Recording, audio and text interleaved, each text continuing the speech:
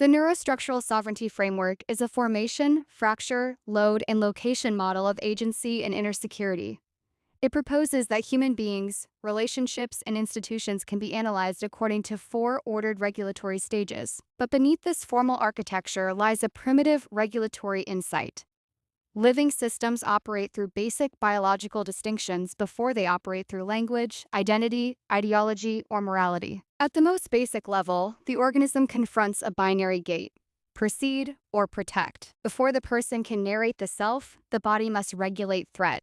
Before the mind can deliberate, the system must determine whether the environment permits openness, exploration, flexibility, and attachment, or whether it requires narrowing, guarding, withdrawal, aggression, compliance, or collapse. NSSF treats this as the biosequence substrate. The self is built from repeated regulatory answers to the questions: am I safe? Am I seen? Am I allowed to act? What happens when I need? What happens when I fail? What happens when I tell the truth? These answers become the preconditions of agency and inner security. Contemporary predictive processing and constructed emotion neuroscience provide significant convergent support for this framework. And here's the key insight: the brain does not passively register emotion as a fixed internal object. Rather, emotional experience is actively constructed through prediction shaped by prior experience, conceptual categories, bodily signals, and context. Anxiety, shame, fear, desire, obligation, and anger are not merely isolated internal states, they are prediction-loaded constructions. This yields a central compression that changes everything. Prediction becomes regulation, regulation becomes identity, identity becomes location, and yet, because emotional life is prediction-shaped and concept-dependent, regulatory patterns can be revised through repeated corrective experience, conceptual recategorization, and altered interoceptive weighting. The person is shaped, but not sealed. The framework's canonical sequence begins with ELM, the esteem loop model. This describes how identity and self-worth become regulated through repeated loops of signal, interpretation, self-adjustment, reinforcement, and return signal. A person receives signals from caregivers, peers, institutions, religious systems, romantic partners, economic structures, and cultural hierarchies. These signals are interpreted as evidence of worth, danger, belonging, shame, desirability, competence, loyalty, failure, or abandonment. The person then adjusts behavior to recover safety, approval, attachment, or identity coherence. Under healthy conditions, esteem loops remain flexible. The person can receive criticism without collapse, approval without addiction, rejection without annihilation, and success without identity inflation. But under threat, shame, trauma, coercive attachment, overbearing projection, or institutional dependency, the loop can become rigid. The person begins to organize selfhood around the external signal. Identity becomes less authored and more borrowed. The central ELM question is this: what signal has the person learned to obey in order to feel safe, worthy, or real? The second stage is NVST, neurovalue stress theory. This asks what happens when formed values encounter stress. A person may hold stated values: honesty, loyalty, independence, courage, faith, love, dignity, responsibility, or self-respect. But under pressure, the operative self may behave differently. The person may comply when they believe in freedom, hide when they believe in honesty, attack when they believe in peace, or cling when they believe in self-respect. NSSF calls this the value stress fracture. And here's the crucial recognition: the fracture is not merely hypocrisy, it is the point at which regulatory capacity reveals itself. People become who their system can afford to be under load. Where does the stated self fracture into the operative self under pressure? This is especially important because many systems, families, institutions, cultures, maintain moral language while functioning through fear, dependence, shame, or coercion. The stated value may remain intact at the level of speech while collapsing entirely at the level of behavior. The third stage is BCLM, the BIOS cortex load model. This describes the relationship between biological urgency and cortical flexibility. Under manageable load, a person can access flexible, deliberate, integrative processing. They can reflect, revise, delay gratification, tolerate ambiguity, mentalize another person, and preserve long-range values. When load exceeds capacity, the person shifts toward bio-style defensive routines. These routines are faster, narrower, more reactive, and survival-oriented. They're not necessarily irrational in origin, they are protective compressions. But when they dominate the system, they obstruct authorship. The central BCLM question, what load is the system carrying, and how much flexibility has that load removed? And this explains something profound. Why a person may know the truth and still be unable to act from it. Declarative knowledge does not automatically equal regulatory access. The self may retain truth, but lose low-latency access to it under load. This brings us to the bandwidth problem. And this is one of those insights that, once seen, cannot be unseen. Human behavior is governed not only by what people know, believe, or value, but by what their systems can afford under load. Peace, suffering, conflict, addiction, moral failure, relational collapse, and institutional dysfunction can all be understood partly as bandwidth problems.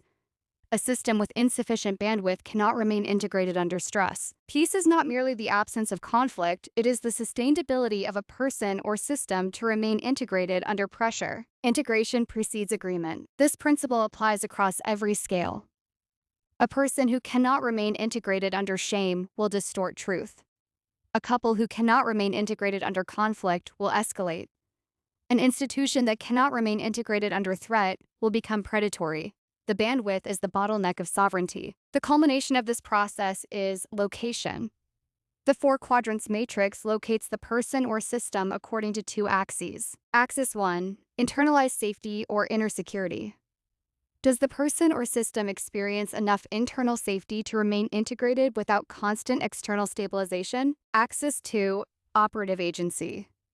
Can the person or system act from authored judgment rather than borrowed authority, compulsion, fear, dependency, or collapse? This creates four locations: sovereign authorship, high safety, high agency; protected dependency, high safety, low agency; defended autonomy or frantic control, low safety, high agency; and collapse or shutdown, low safety, low agency. This is not a fixed personality typology. It is a state location field. A person, relationship, institution, or culture may move across quadrants under different conditions of stress, support, shame, threat, opportunity, or recovery. The sovereignty target is not permanent invulnerability. The target is return capacity, the ability to move back toward authored agency and internal security after stress, fracture, or threat. This matrix maps directly onto our biological reality. The autonomic nervous system provides the physical infrastructure for these quadrants. The ventral vagal social engagement system allows for connection, presence, and sovereign authorship. The sympathetic fight-or-flight system drives defended autonomy and frantic control. The dorsal vagal system governs freeze, collapse, and shutdown. Sovereignty is profoundly physiological. It is not merely a philosophical concept. It lives in the body. We see this starkly in cases of traumatic brain injury and CTE. When the physical neural pathways connecting the prefrontal cortex to the limbic system are damaged or degraded, regulatory instability follows inevitably. The hardware required to maintain integration under load is compromised, and this reinforces something that must be stated clearly. Sovereignty is not merely a matter of willpower or moral character. It is deeply dependent on the structural integrity of the nervous system. A person with a damaged regulatory system is not failing morally. They are operating with reduced infrastructure. The framework must account for this. Conversely, we see the potential for profound restoration through neuroplasticity. Psychedelic-assisted therapies and deep integrative practices can soften rigid defensive neural pathways. They allow new connections to bloom across distant brain regions, shifting a closed pattern state into an expanded, interconnected state. This neuroplastic expansion is the biological mechanism of effective sovereignty, the ability to reauthor one's regulatory responses. The system that was captured can be reopened. The patterns that were fixed can become fluid again. If prediction becomes regulation and regulation becomes identity, then revised prediction can become revised identity. This is the neuroscientific basis for hope within the framework. Human beings do not inherit only biology, they inherit meaning systems: family, religion, nation, class, gender, trauma history, institutional experience, economic pressure, and cultural story all participate in the formation of regulatory identity. A meaning narrative becomes structurally powerful when it tells a person not only what happened, but what their suffering means, what loyalty requires, what shame proves, and what freedom would cost. In NSSF, a narrative becomes sovereignly useful only if it helps the person metabolize experience into portable authorship. It becomes capture when it converts the wound into a permanent identity contract. The central test is this: does the narrative restore agency and inner security? Or does it require continued dependence on the wound map? When these systems misalign, we see the formation of the trauma bond.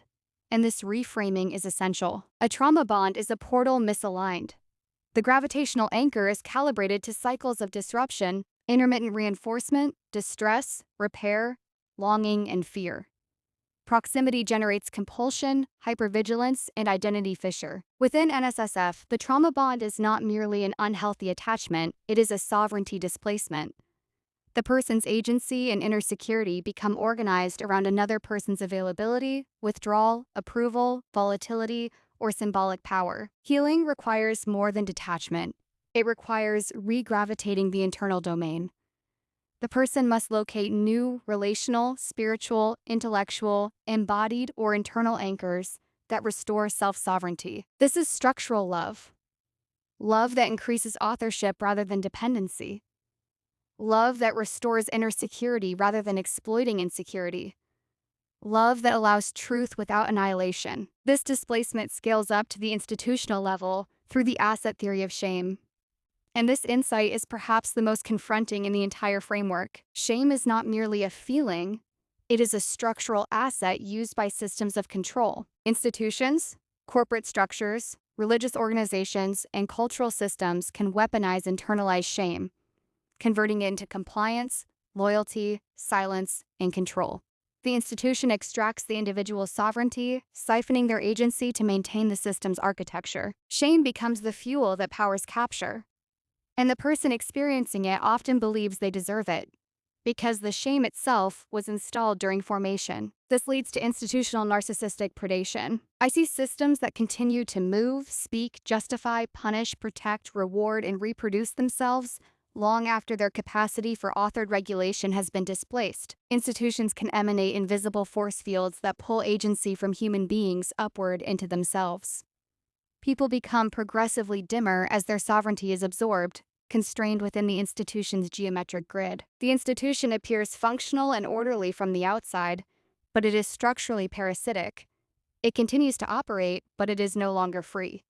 And neither are the people within it. This is the recognition of capture, where others continue to see order. The dynamics of sovereignty operate across all scales, from the intimate to the institutional. There is a direct parallel between parenting and state governance as sovereignty systems. A healthy parent's protective sphere gradually expands to allow the child increasing agency, moving them towards sovereign authorship. Similarly, a state or government structure must balance protection with the permission of growth. Some governance structures are transparent and permissive, allowing development. Others are opaque and constraining, maintaining dependency. The critical diagnostic question for both family and state is the same. When does necessary protection calcify into capture? When does care become control? This is why constitutional architecture exists. As a framework for limiting structural capture, constitutional boundaries provide the protections that prevent economic and political forces from penetrating and corrupting individual and collective sovereignty. They are the structural immune system of a free society. Yet we see the fault lines. We see where capitalist pressure erodes these protections, where economic force cracks the pillars that were meant to hold. The constant tension between structural protection and structural predation is the defining challenge of governance. The question is not whether pressure will come. The question is whether the architecture can hold. To address this across all scales, NSSF provides a diagnostic instrument by mapping the 4 stages: formation patterns, fracture points, load levels, and quadrant location. We can assess the sovereignty state of any person, relationship, or institution.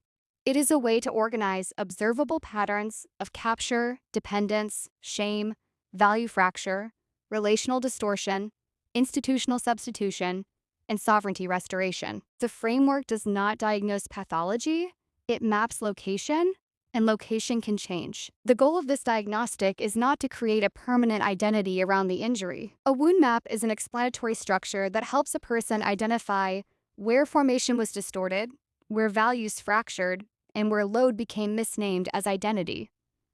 The wound map is necessary because unnamed injury often governs from concealment, but here's the metabolization test, and this is vital.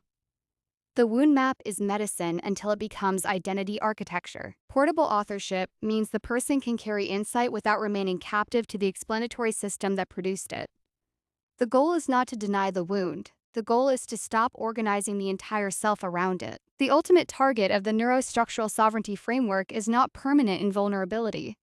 The target is return capacity, the ability to move back toward authored agency and internal security after stress, fracture, or threat. It is the realization of sovereign authorship, where light and agency are self-generated, integrated, and deeply anchored within, where the person stands not because they have never been broken, but because they have metabolized the breaking into wisdom, into portable authorship, into a life that is no longer merely functioning, but truly free. NSSF does not claim to invent trauma, shame, agency, emotion, or value conflict. Its contribution is the proposed ordering of their motion. In this sense, NSSF occupies a Keplerian position. Kepler did not invent the planets. He clarified their motion. NSSF does not invent the human wound, the nervous system load, or the sovereignty impulse. It attempts to identify the ordered motion by which formation, fracture, load, and location produce or obstruct authored life. The framework's core claim is architectural. Human and institutional sovereignty can be better understood by tracking the motion from formation to fracture, from fracture to load, and from load to agency and security location. The Neuro-Structural Sovereignty Framework by Daniel Durbano.